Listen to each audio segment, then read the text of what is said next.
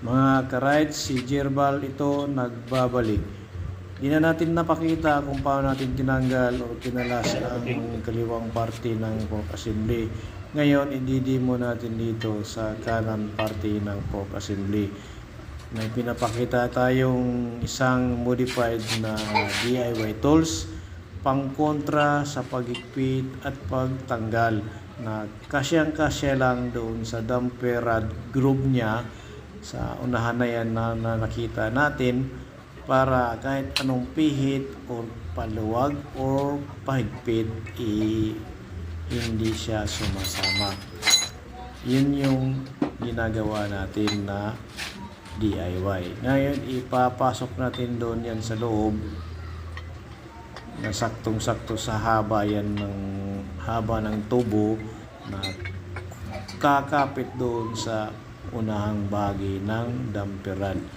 Ngayon dito sa pinakadulo, yan papasokan natin ng 6 na allen drains na pinakagatan ng vice grip at ipaikutin lang paluwag yan. So yun yung technique na ginagawa natin para mabilis na matanggal ang allen bolt na kung hihigpit or kumakapit, nagpipigil sa damperan. So ayan, kunting idea lang na nakikita natin na makakatulong or sana makatulong man lang sa mga technique or idea na gagawin ninyo kung kayo magdi-DIY sa sarili ninyong mga motor. So panoorin na lang natin mga ka-rides, isang DIY na naman ang ating ginawa.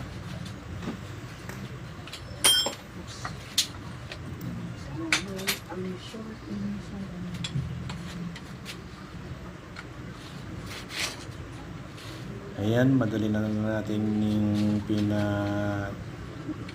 kalas at saka pagka natanggal natin yung bolt, so pwede na natin ma-disassemble lahat yan, inner tube, outer tube, damper at ang iba pang parte ng isang fork assembly.